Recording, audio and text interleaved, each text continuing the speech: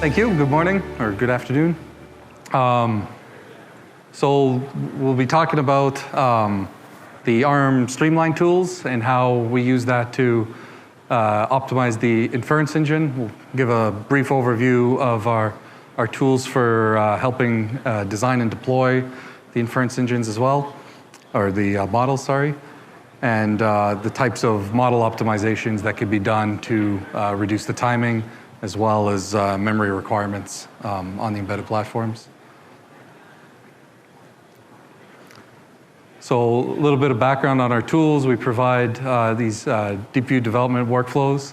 So these are graphical tools to aid in the sort of design and training of neural networks, managing data sets, and then supporting either where you bring your own data, you have a collection of images that you want to train for deployment, or maybe you've already designed your own model using another framework and programmed it and just need to convert it for deployment to the embedded device.